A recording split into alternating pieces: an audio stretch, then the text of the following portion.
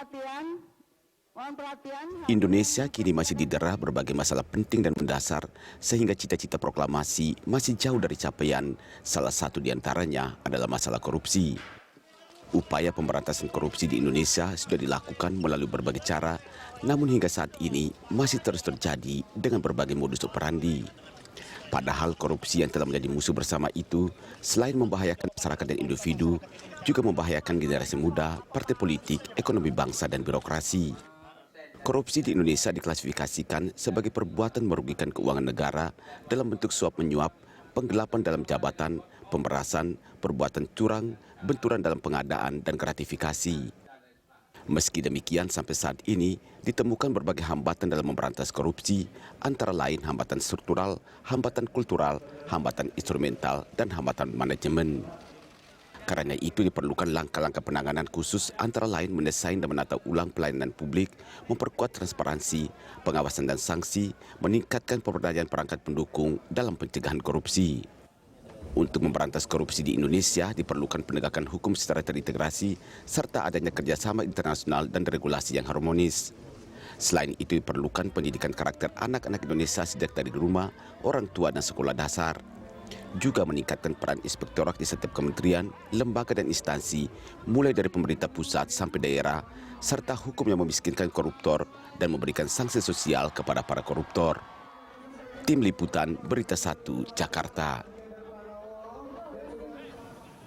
75 tahun Republik Indonesia belum bebas korupsi. Itulah topik Morning Talks kita di pagi hari ini. Untuk membahasnya kita telah terhubung melalui fasilitas Zoom dengan Wakil Ketua KPK Lili Pintauli Siregar. Dan kami juga mengundang Anda untuk berpartisipasi dengan menghubungi nomor telepon yang nanti akan ada di layar televisi Anda. Selamat pagi Ibu Lili. Selamat pagi, Mas. Terima kasih sudah bergabung bersama kami. Bu Lili, ini sebetulnya ada satu perasaan mungkin ya. Bukan perasaan yang pesimis, tapi perasaan bertanya-tanya seperti itu. 75 tahun Indonesia merdeka, bahkan KPK sudah ada sekitar 18 tahun, kok korupsi nampaknya masih menjadi dalam tanda kutip momok yang menakutkan bagi sebagian besar masyarakat. Nah, menurut Bu Lili, apa yang terjadi sebetulnya? Ya, pertama saya melihat bahwa kenapa korupsi ini misalnya sulit ya diberantas di Indonesia. Pasti tentunya ada banyak faktor. Jadi mungkin beberapa faktornya adalah banyaknya pelaku yang terlibat tentu, baik dia aktornya maupun pendukung, juga berhubungan dengan sistem misalnya dan di subsistem di pemerintahan. Kemudian itu ada banyak kelemahan termasuk misalnya regulasi-regulasi yang rumit sekali dan ini kan juga bisa membuka peluang terjadinya korupsi dan kemudian misalnya sistem remunerasi yang kurang baik misalnya sekarang yang dialami oleh teman-teman ASN, kemudian bagaimana sistem atau mekanisme pelayanan yang berbelit-belit dan rumit, misalnya dalam pengurusan perizinan. Kemudian banyak faktor lain juga yang yang menghambat, misalnya tidak berjalan juga reward dan punishment, dan kemudian bagaimana masyarakat juga tidak mau misalnya melaporkan adanya gratifikasi yang diterima. Dan kemudian ada hal-hal lain yang memang bagaimana perilaku koruptif itu masih tetap menjadi sikap masyarakat. Nah itu. Ini memang kompleks sekali kelihatannya ya soal korupsi ini ya Bu Lili ya. Iya, karena memang kalau mengharapkan hanya pada aparat penegak hukum saja, tentu pemberantasan korupsi itu akan sia-sia. Kan diharapkan semua bergerak sesuai dengan peran dan fungsi masing-masing. Pemerintah, partai politik, penegak hukum, juga masyarakat. Nah, kalau kemudian ini berjalan satu, berpikir bersama bahwa korupsi adalah musuh bersama yang harus diberantas, gitu.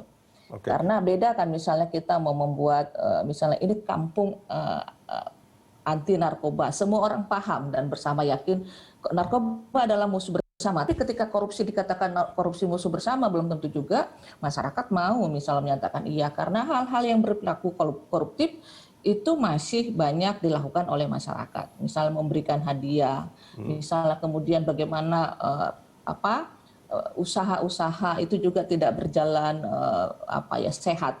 ada kolusi di antara sesama pelaku usaha misalnya dan pemerintah. Nah ini kan memang jadi rada sulit kalau kemudian hanya digantungkan kepada aparat penegak hukum. Kalau kemudian pembersihan bagaimana pemberantasan yang dilakukan juga diharapkan aparat penegak hukum itu juga yang bersih untuk bisa memberantas itu. Oke, ini kalau diharapkan penegak hukumnya juga bersih. Oke, kita satu-satu nih memilahnya mungkin Bu Lili. Kita ambil dari yang paling belakang, misalkan dari upaya penegakan hukumnya. Kalau Anda mempertanyakan bahwa ada penegak hukum yang harus bersih, artinya banyak sekali saat ini penegak hukum dalam kasus korupsi itu yang memang tidak bersih. Saya tidak menyatakan demikian, tapi harapannya ketika kita mau mengerjakan sesuatu bersih-bersih, maka yang mengerjakan juga harus sungguh-sungguh dengan niat untuk membersihkan dirinya pertama kan, dan dia harus taat. Taat pada ajas, taat pada aturan dan undang-undang. Oke, Anda memang tidak mengatakan itu, tapi apakah ada indikator bahwa memang, menurut indikator Anda, bahwa memang masih banyak penegak hukum yang tidak bersih dalam upaya pemberantasan korupsi? Kalau melihat indikator dari beberapa kasus yang ditangani oleh KPK sejak ada, memang melihat range-nya dari para pelaku, itu kan yang pertama itu memang sektor swasta, jadi pelaku dari swasta. Terus yang kedua ada legislatif, yang justru di mana sebetulnya legislatif ini juga kan punya peran dalam hal pembuatan regulasi. Nah, terus untuk beberapa kasus yang misalnya aparat penegak hukum lain itu memang di range-nya KPK itu sangat kecil. Tapi kalau kita melihat bagaimana kekecewaan masyarakat misalnya sehubungan dengan penjatuhan vonis, misalnya tuntutan, misalnya kemudian ada banyak keinginan masyarakat bahwa penegak hukum itu benar-benar melaksanakan tugasnya dengan baik. Tetapi lagi-lagi kalau kemudian masyarakat hanya mendorong-dorong, tapi perilaku masyarakat juga tidak mau mendukung dengan sikap yang penuh integritas, tentu tidak akan berjalan. Maksudnya, bukankah memang harusnya itu yang dilakukan sama masyarakat adalah mendorong penegakan hukum supaya ditegakkan secara adil? Betul, tapi peran serta masyarakat tidak sekedar mendorong. Bagaimana mungkin dia mau mendorong kalau kemudian dia juga bagian dari itu? Kalau kemudian misalnya dalam sebuah case, dia kemudian mau mencoba melakukan suap penyuap kepada penegak hukum, ini kan keliru juga, Mas. Jadi kalau memang didorong berarti bahwa penegak hukum juga harus tegas, harus taat dan harus bersih, masyarakat juga harus bersih untuk tidak melakukan langkah-langkah apapun. Artinya ini jadi mana telur mana ayam yang duluan sebetulnya kan? Artinya gini, apakah kita mengharapkan semua masyarakat bersih? Tidak mungkin. Tapi kalau misalkan proses penegakan hukumnya itu tegas dan adil, saya kira masyarakat juga akan banyak terinspirasi. Begitu nggak kira-kira Bu Lili? Iya, pertama kan pemimpin kan sebagai contoh teladan. Oke. Ya, yang kedua kan ketika diikat dengan regulasi-regulasi yang ada, maka sebagai contoh semua diregulasi peran serta masyarakat ada, peran serta pemerintah ada, peran serta penegak hukum ada, juga peran serta masyarakat. Kalau masing-masing ini kemudian menjalankan sesuai perannya, maka apa yang diharapkan negara Indonesia bebas, negara Indonesia sejahtera dan terbebas dari korupsi tentu akan terlaksana. Kalau saya sebetulnya tidak mengharap dalam tanda kutip ya, saya menginginkan bahwa Indonesia bersih dari korupsi, tapi itu adalah harapan yang terlalu sempurna. Artinya kenapa ada penegak hukum? Karena memang potensi atau kemungkinan terjadi kesalahan, pelanggaran ataupun pidana termasuk korupsi itu akan terjadi. Karena itulah ada polisi, ada kejaksaan, ada hakim, ada KPK dalam kasus ini. Nah, artinya gini, betul, kalau saya memang berharap masyarakat semuanya juga bersih gitu kan, sehingga tidak ada korupsi. Tapi itu kan sesuatu yang tidak mungkin gitu. Nah, dalam hal ini ketika masyarakat mungkin melakukan tindakan koruptif, ada proses penegakan hukum. Tapi kalau terus kemudian ini kan penegakan hukum, bolehlah saya sebut sebagai filter terakhir. Boleh nggak saya bilang gitu, Bu Lili? Iya. Dalam proses pelanggaran atau pidana ini, penegakan hukum adalah filter terakhir. Kalau filter terakhirnya saja itu sudah jebol sebetulnya, maka sudah tidak ada filter lain kan untuk membuat korupsi itu betul-betul bisa diberantas. Begitu nggak kira-kira logikanya, Bu Lili?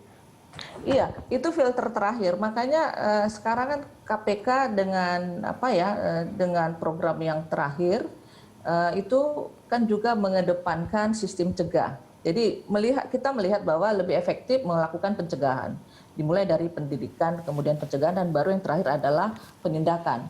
Kita harapkan bahwa dengan pendidikan orang tahu, kemudian punya integritas dan tidak punya keinginan melakukan. Lalu kita lakukan dengan pencegahan, memperbaiki semua sistem. Sistem perizinan misalnya, sistem pengurusan hal-hal yang berhubungan dengan tata kelola misalnya. Kemudian bagaimana menyederhanakan. Kemudian bagaimana berhubungan dengan pembuatan aturan-aturan, terus kemudian bagaimana soal sistem pengadaan barang dan jasa misalnya, dan seterusnya. Yang semuanya ini kemudian diharapkan tidak membuat rumit bagi orang-orang yang melakukan, dan diharapkan ketika sistem ini baik tidak ada celah untuk melakukan perbuatan korupsi. Oke, Kalau kemudian ini disampaikan, maka ada tindakan yang harus dilakukan dengan tegas supaya ini menjadi efek jerah dan orang takut untuk melakukan. Apalagi kemudian misalnya hukuman yang diberikan itu kan selain untuk memiskinkan juga kan memberikan efek sosial, misalnya dengan denda, dengan memiskinkan, mengambil semua aset-aset dari hasil TPK-nya, dan kemudian yang terakhir itu adalah mencabut hak politiknya setelah dia selesai menjalankan hukuman badannya. Nah, ini diharapkan menjadi pelajaran dan efek jerah bagi yang lain untuk tidak mau melakukan tindak pidana korupsinya. Itu, Mas. Oke, baik. Kalau menurut Anda, apakah hukuman-hukuman bagi para koruptor saat ini itu sudah memberikan efek jerah bagi mereka yang akan melakukan korupsi? Kalau sampai saat ini kita belum melihat sampai ke sana ya. Oke. Karena pertama hukuman badan tetapi kemudian tidak membuat dia miskin, ini tidak membuat efek jerah. Oke, Sehingga itu satu kemudian ya. KPK menerapkan seperti yang saya katakan tadi. Pertama dia melakukan hukuman badan, kemudian putusan itu juga mengikat untuk membayar denda dan kemudian menarik harta-hartanya untuk disita, dan kemudian bagaimana penghukuman secara politik. Dan kita juga di KPK kan sekarang menerapkan selain tindak pidana korupsi, maka kita lekatkan dengan tindak pidana pencucian uangnya. Hal ini tentu juga dengan melihat apakah ada bukti yang mengarah kepada TPPU tersebut gitu. Oke, artinya akan ada penerapan kasus korupsi tapi juga menggunakan pasal-pasal TPPU. Iya. Oke, kalau begitu. Ya, artinya kalau di TPPU sebetulnya juga akan ada kewajiban bagi tersangka untuk menjelaskan asal asetnya. Jadi nggak perlu juga misalkan penyidik harus mencari-cari, kan? Sebetulnya kan ada banyak cara juga mereka untuk menyembunyikan harta hasil tindak pidana korupsinya. Nah, itu kan bisa dilihat dari ketika mulai penyidikan. Ya. Agar kemudian harta-harta yang lain yang disamarkan itu bisa kemudian diketahui dan kemudian ditarik untuk ditarik ke dalam TPPU. Jadi saya tadi katakan bahwa artinya Bu Lili, hukuman dalam kasus korupsi yang akan memberikan efek jerah itu paling tidak harus mencakup 3 hal ya. Yang pertama adalah hukuman badan, yang kedua pemiskinan, dan yang ketiga adalah pencabutan hak politik. Iya, betul. Baik, Bu Lili, kita jeda sebentar, kita akan lanjutkan ini di segmen berikut. Pemirsa jangan kemana-mana, kami akan segera kembali.